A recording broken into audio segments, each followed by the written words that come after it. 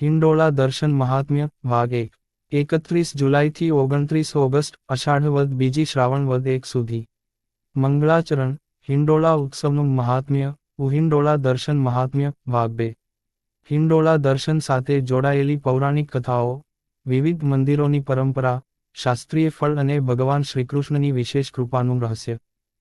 શ્રીકૃષ્ણાર્પણમસ્તુ. જય શ્રીકૃષ્ણ. પ્રિય ભક્તો, અગાઉના ભાગમાં આપણે હિંડોળા ઉત્સવનું મહાત્મ્ય, તેની ઉત્પત્તિ અને આધ્યાત્મિક રહસ્ય વિશે જાણ્યું. હવે આપણે જાણીશું કેટલીક પ્રેરણાદાયક પૌરાણિક પરંપરાઓ, હિંડોળા ઉત્સવની વિશેષ ઉજવણી અને ભક્તોને મળતા આધ્યાત્મિક ફળ વિશે. વ્રજધામની દિવ્ય પરંપરા. વૃંદાવન, ગોકુળ અને બરસાણાની પરંપરામાં વર્ષાઋતુ શરૂ થતાં જ ગોપીઓ ભગવાન શ્રીકૃષ્ણ અને શ્રીરાધાજી માટે સુંદર ઝૂલા તૈયાર કરતી હતી. કદંબ અને આમના વૃક્ષોની મજબૂત ડાળીઓ પર ફૂલોથી સજાવેલા હિંડોળા બાંધવામાં આવતા. ગોપીઓ પ્રેમભર્યા ભજન ગાતી, મૃદંગ અને કરતાલના સ્વરમાં ભગવાનને ઝુલાવતી અને સમગ્ર વ્રજ ભક્તિમાં લીન થઈ જતું. આ પરંપરા આજે પણ અનેક વૈષ્ણવ મંદિરોમાં ભક્તિપૂર્વક જળવાઈ છે. હિંડોળા ઉત્સવનો ભાવ. હિંડોળો માત્ર એક શણગાર નથી, તે ભગવાન સાથેના જીવંત સંબંધનું પ્રતીક છે. જ્યારે ભક્ત ભગવાનને ઝુલાવે છે, ત્યારે તે પોતાના મનના અહંકાર, ચિંતા અને દુઃખને ભગવાનના ચરણોમાં સમર્પિત કરે છે. આ સેવા ભક્તિનું એક અનોખું સ્વરૂપ છે, જેમાં ભગવાનને રાજાની જેમ નહીં પરંતુ પોતાના લાડકા બાળક, મિત્ર અથવા પરિવારના સભ્ય તરીકે સેવા કરવામાં આવે છે. વિવિધ મંદિરોમાં હિંડોળા ઉત્સવ. ભારતના અનેક શ્રીકૃષ્ણ મંદિરોમાં હિંડોળા ઉત્સવ ભવ્ય રીતે ઉજવાય છે.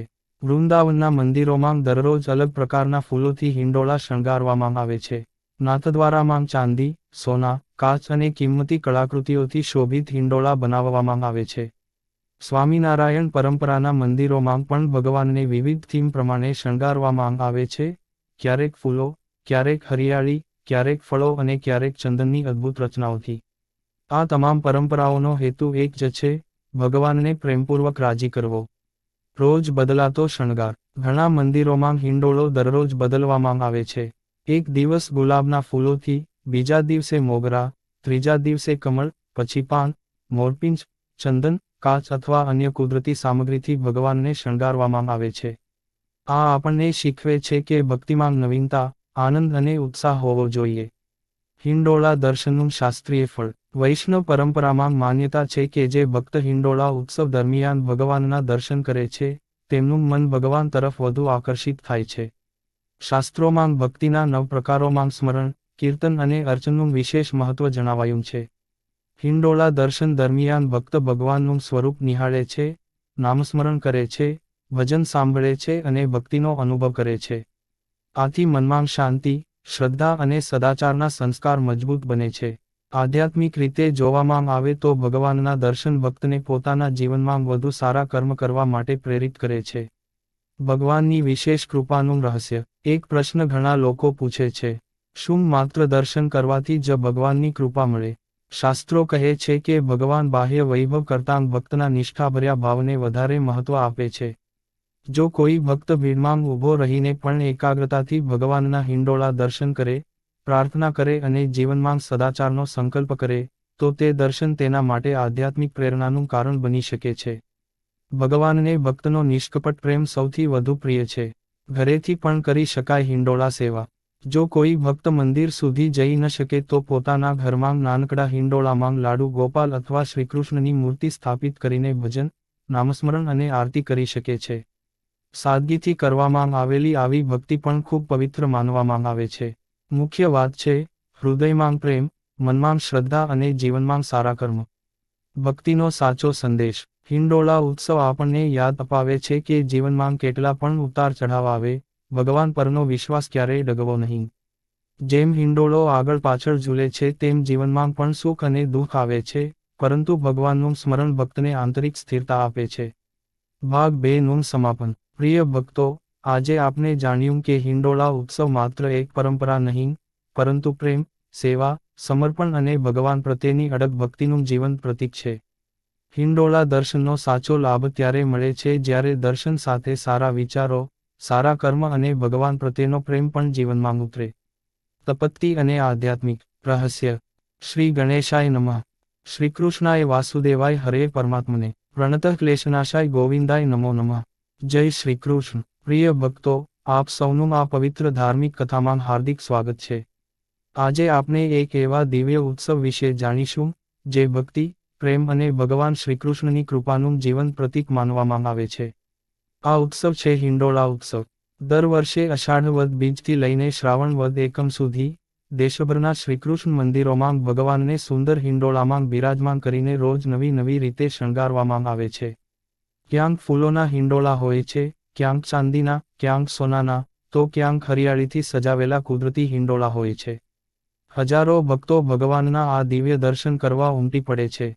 પરંતુ પ્રશ્ન એ છે કે ભગવાનને હિંડોળામાં શા માટે ઝુલાવવામાં આવે છે? આ પરંપરાની શરૂઆત ક્યાંથી થઈ? અને માત્ર હિંડોળા દર્શન કરવાથી એવું શું પુણ્ય મળે છે કે શાસ્ત્રો પણ તેની મહિમા ગાય છે?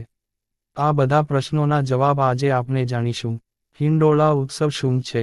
હિંડોળો એટલે ઝૂલો. ભગવાન શ્રીકૃષ્ણને પ્રેમપૂર્વક ઝુલાવવાની પરંપરાને હિંડોળા ઉત્સવ કહેવામાં આવે છે. વૈષ્ણવ પરંપરામાં આ ઉત્સવનું વિશેષ સ્થાન છે. ભગવાનને માત્ર પૂજવાના જ નહીં, પરંતુ તેમને પોતાના પરિવારના સભ્ય સમજીને સેવા કરવાનો ભાવ આ ઉત્સવમાં વ્યક્ત થાય છે.